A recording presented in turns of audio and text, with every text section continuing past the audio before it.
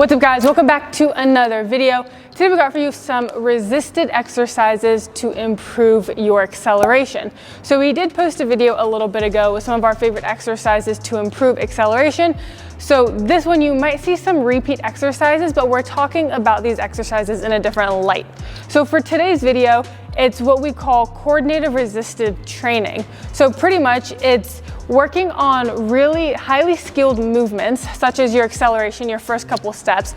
So it allows us to train that neural pattern, right? That, like I said, that skilled movement, something really, really precise, and it allows us to load it a little bit. Because when we are doing something like acceleration, getting out in our first couple steps, it's that highly skilled movement with precise body positions, but we need to apply a lot of force. So by applying a little bit of load to these exercises, we train that body to work through force, to apply force quickly while still working on these skilled movements. So the key here is to not supply too much load because you don't want to change the mechanics, you don't want to alter synchronization or anything like that. So just light load for certain movements that will still allow your body to work on these highly specialized skills. So hopefully you enjoyed this. If you do, please give a thumbs up.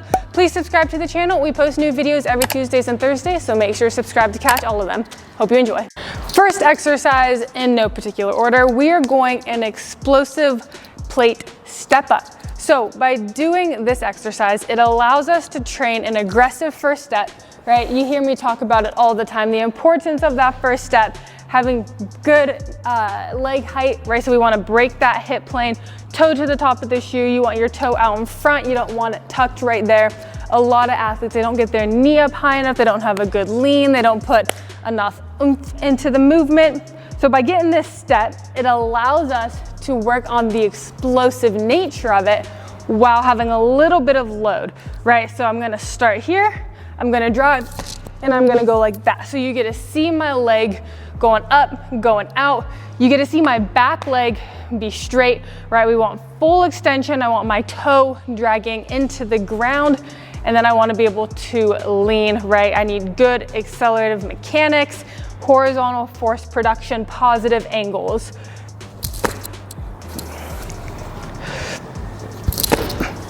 So another thing here, right? Like I said, we want light enough load. This load's 10 pounds.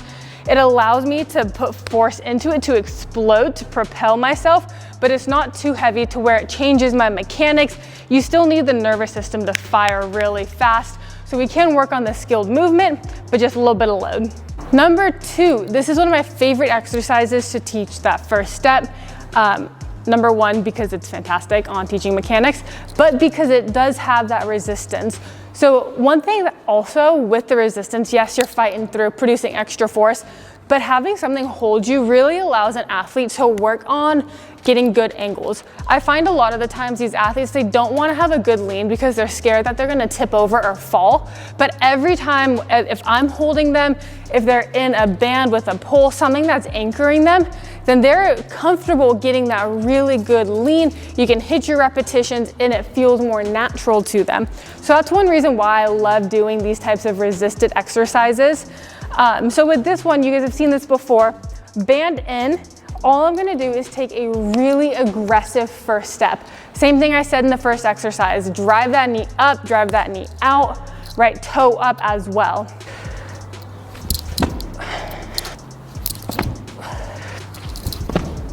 So as you guys can see, it applies a little bit of that load. So in order to hit the movement, I still do have to produce much more force than normal, right? It's not so much to where I'm starting to tip over or I'm really trying to fight through. It's just a little bit. That is the key here, to still be able to work these movements. Number 3, similarly to number 2, we're still in the band attached to the pole. We're still hitting that first step. However, now we're gonna do it onto a box. So we're kind of, I guess, combining 1 and 2. I like this variation, especially for I'll say younger athletes or less trained athletes, because sometimes it's harder for them to get their leg up on their own. All right, as we have more advanced athletes and they understand those sprint acceleration mechanics, they know what they're supposed to be doing. But when you don't have an athlete who's highly trained, sometimes they don't understand what it means to get that knee up. So we put a box here in front. We still have the band, light resistance. For this one, we start back a little bit, so you can see the band's a little bit more lax. Then I explode up, I drive my knee, I hold it at the top. And a big thing I like about this one is I need good mechanics. I need to have that lean, because if I'm up here, what's gonna happen?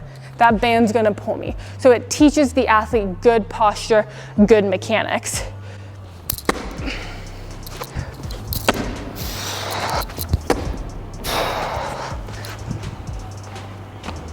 Next one, we are going banded high knee pistons. Yes, I know we're having quite a bit of banded stuff in here.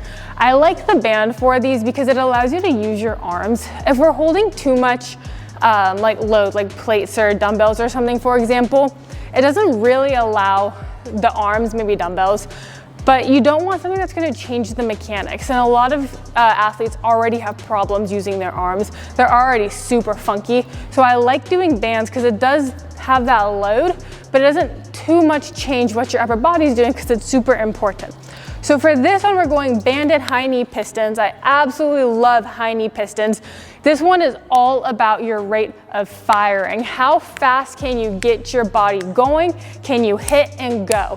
This isn't always going to be the highest force production exercise, but this one is just all about, like I said, that rate of firing. Go, go, go as fast as you can. So we're going to be here.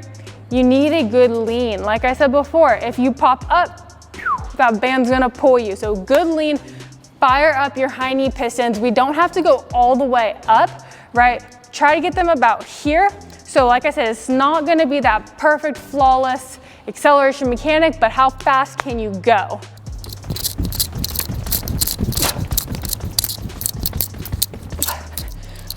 Next up, we are using our releaser.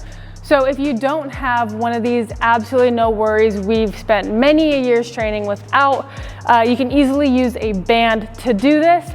What we're gonna do though, the person holding the band is gonna supply light resistance. So a little bit of resistance, not tugging me back, but allowing me to lean a little bit forward like this. I'm putting a lot of my load on this front foot ready to explode. So what we're gonna do, Spencer is going to pull it when I'm obviously down in my position. As soon as he pulls and releases me, my first step drives me here. So that allows my body to get that good lean. It allows me to fight through resistance because I'm thinking that I have this load I'm gonna have to punch through, but it releases so then I can go as explosively as I can.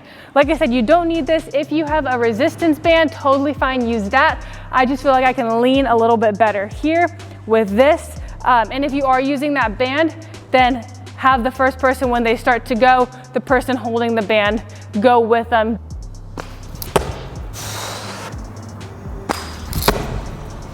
Another variation that we can do that I really like is similar idea. So I'm gonna hit up here. Once I hit this position, instead of holding it, I'm gonna get up into a jump. So this is working on that force production. You can also do this with a band. We'll show you some clips of what it looks like with a band if you don't have the release.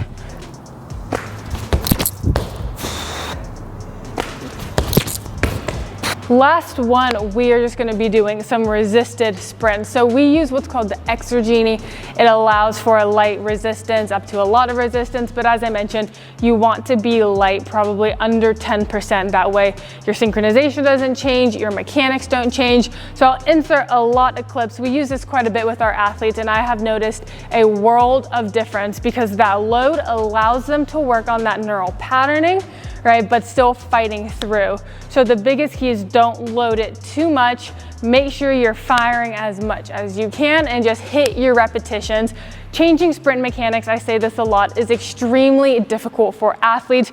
You're trying to change something that's become a habit, that is a pattern. You don't even probably think about the way you run.